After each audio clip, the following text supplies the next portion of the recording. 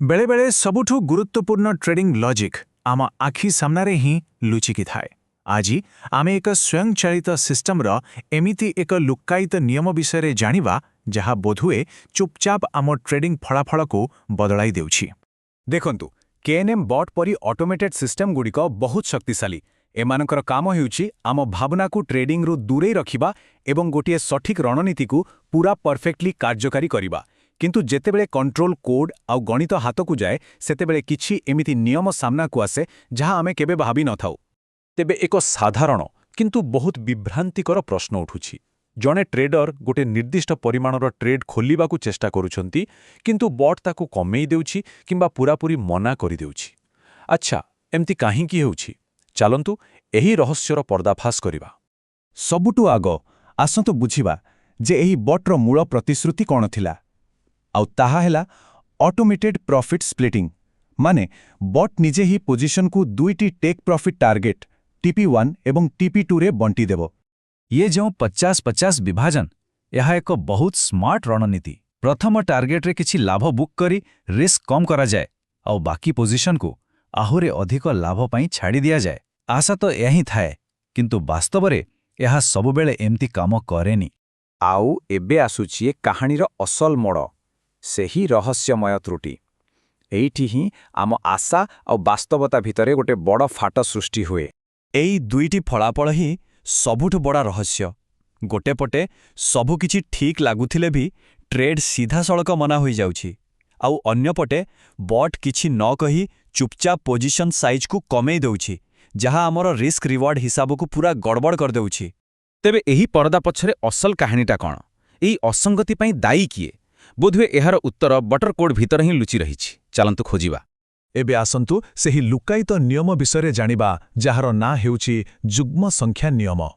आमे कोड भीतर को जाई देखिलु आउ दोषी को धरी पकाइलु। जानिछंती एहा कोनोसी त्रुटि नुहे बरং जानि सुनि करा जाइथिबा एक नियम। प्रथम नियम हेला 2 लॉट सर्वनिम्न। माने सीधा कथा 50-50 विभाजन करिबाकू हेले बॉट को अति कम रे 2टी लॉट दरकार। जदि आम सेटिंग केवल गोटिए लॉट पाई अनुमति देउछि तेबे ट्रेड सीधा सड़क प्रत्याख्यान होई जिवो। किंतु कहानी एतिकिरे सरीनी।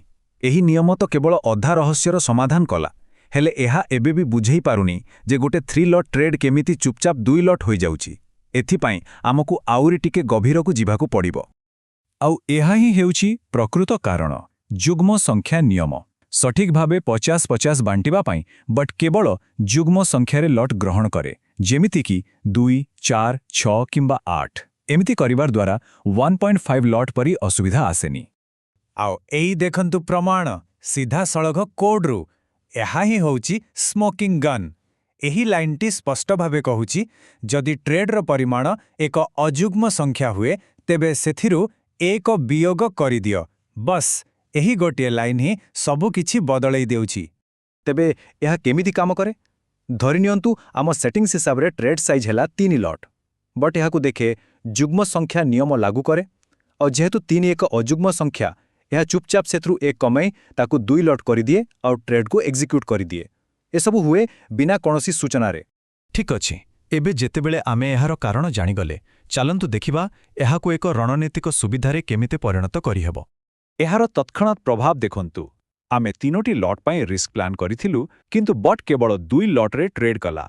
एहार अर्थ बजार रे आमर प्रकृत एक्सपोजर सीधा सड़क 3% कमिगला। आउ एक्सपोजर कमिवा माने संभाव्य लाभ मध्य कमिगला।